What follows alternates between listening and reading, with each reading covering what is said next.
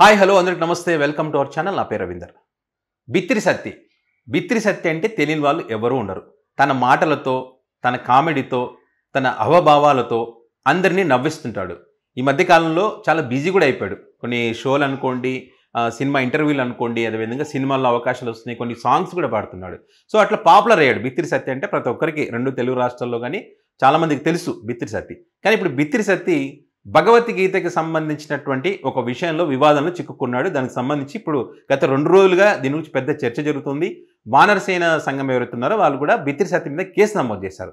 అసలు బిత్తిరి సత్తి చేసిన తప్పేంటి, తను యూట్యూబ్లో పెట్టినటువంటి వీడియో ఏంటి అనేది చూస్తే కనుక, బిత్తిరి సత్తి ఏదైతే భగవద్గీతలో కృష్ణుడు అర్జునుడికి బోధించేటువంటి సన్నివేశం ఉంటుందిగా, చేయి ఇలా పెట్టి బోధిస్తుంటాడు కదా, ఆ రకంగా తన వీడియోలో ఇప్పుడున్నటువంటి స్నేహానికి సంబంధించి, స్నేహంలో ఇప్పుడు ఉన్నటువంటి బంధాలు, విలువలు ఏ రకంగా ఉన్నాయనే దానికి సంబంధించి ఒక వీడియో చేశాడనమాట.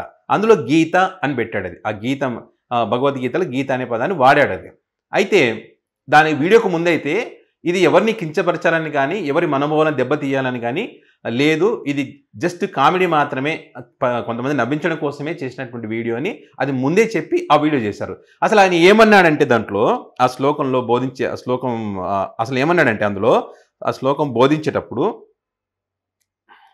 ఎట్లయితే తెప్పలుగా నిండిన చెరువులో కప్పలు 10,000గా వచ్చి చేరుతాయో, ఎవరి దగ్గరైతే డబ్బు ఉంటుందో వాని చుట్టే దోసులు గుంపులుగా చేరుతారు అంటూ భగవద్గీతలో కృష్ణుడు అర్జునుడికి బోధించినట్టుగా ఆ పద్ధతిలో చెప్పాడనమాట.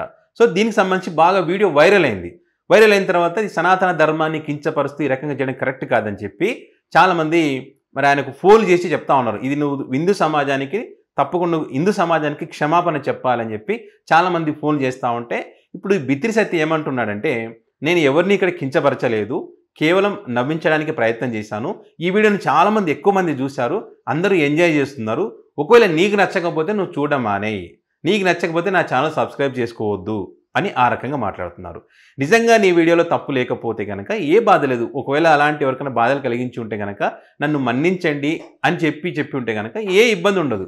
కానీ ఆ రకంగా కాకుండా వారిని కించపరుస్తూ, ఇప్పుడు ఒక వ్యక్తి ఫోన్ చేశాడు. ఆ వ్యక్తి ఫోన్ చేసినప్పుడు ఈయన ఏం మాట్లాడుతున్నాడంటే చూడండి. సో అందు గురించనే వాళ్ళు కోపం ఎక్కువైపోయింది వాళ్ళకు కూడా, అందుకే కేసు పెట్టేదాకా తెచ్చుకున్నాడు.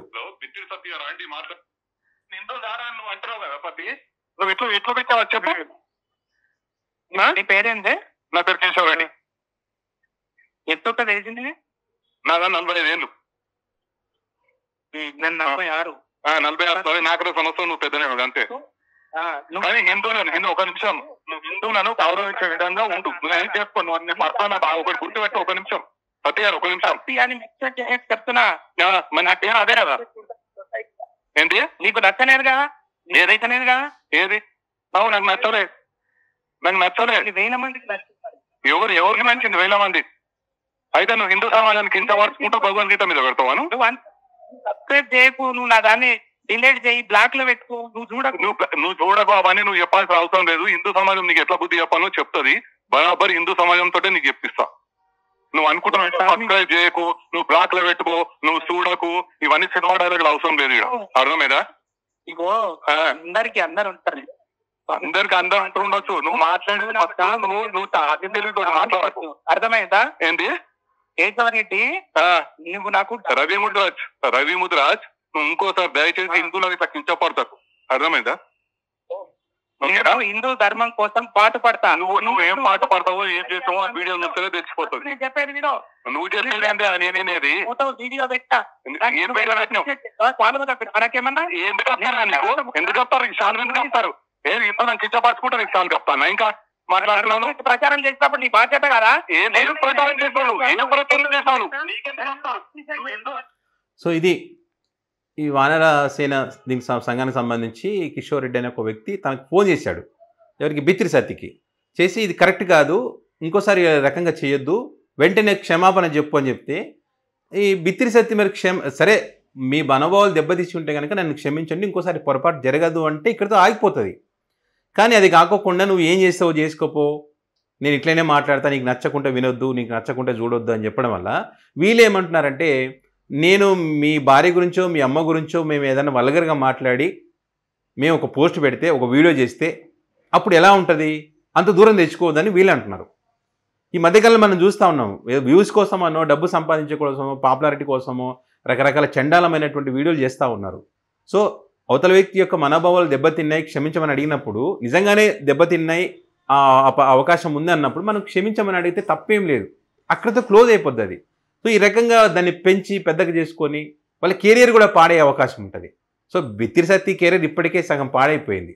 ఒక ఛానల్ నుంచి బయటకు వచ్చిన తర్వాత ఏదో బయట ఈవెంట్లు చేసుకోవడం సొంతంగా, అప్పుడు యూట్యూబ్లో వీడియోలు చేసేంత టైం కూడా లేదు ఒకప్పుడు బిత్తిరి సత్తికి. కానీ ఇప్పుడు యూట్యూబ్లో వీడియోలు పెట్టే స్టేజ్కి వచ్చినారంటే ఫ్రీగా ఉన్నాడు కదా అనే అర్థంతో వీళ్ళు మాట్లాడుతూ ఉన్నారు. సో ఈ ఫ్రీగా ఉన్నప్పుడు ఎవరు ఆయన పట్టించుకోవట్లేదు కాబట్టి ఈ రకంగా కాంట్రవర్సీ చేస్తూ ఉన్నారు అనేటువంటి వీరి యొక్క అభిప్రాయం. ఎవరైనా సరే, ఇప్పుడు ఈ మధ్య మనం హనుమంతు ప్రసాద్ అని చెప్పి ఒక చిన్నపిల్లల తండ్రి చిన్న కూతురికి సంబంధించి ఎంత వల్గర్గా వీడియోలు చేసడం మనం చూస్తాం, ఎంత దారుణంగానో. చాలా బాధ అనిపిస్తుంది అది. వాళ్ళకి ఆమె నవ్వించడం కోసం వేరు వేరు పద్ధతులు ఉంటాయి, ఇది కాదు కదా. బిత్తిరి సత్తి అంటే చాలామంది అభిమానిస్తారు, చిన్నపిల్లలు సైతం అభిమానిస్తారు. అలాగా ఆయన అహోభావాలు ఏ రకంగా ఉంటాయి వాటిని ప్రాక్టీస్ చేస్తూ ఉంటారు, ఆ రకంగా కామెడీ కూడా చేస్తూ ఉంటారు, ఇమిటేట్ చేస్తూ ఉంటారు, చాలామంది ఇమిటేట్ చేస్తూ నవ్వించే ప్రయత్నం చేస్తూ ఉంటారు. ఆ రకంగా నవ్వుతాం. ఇప్పుడు పొలిటికల్కి సంబంధించి ఆయన మాట్లాడే లాంగ్వేజ్ కానీ అది ఆ రకంగా వాటి చూసి ఎంజాయ్ చేస్తాం, అంతవరకు ఓకే. అంతేగాని ఇది కరెక్ట్ కాదు కదా. నేను అసలు బిల్లు గీత ఏదో నేను వాడానని చెప్పి ఏదో పెట్టాడు ఆయన. వీళ్ళు ఏంటంటే భగవద్గీతను కించపరిచే విధంగా ఉందా అనే కోణంలో వీరు చూస్తూ ఉన్నారు. కృష్ణుడు అర్జునుకు బోధించిన స్టైల్లో చెప్తే ఇంకా ఖచ్చితంగా భగవద్గీత అనేది గుర్తు వస్తుంది.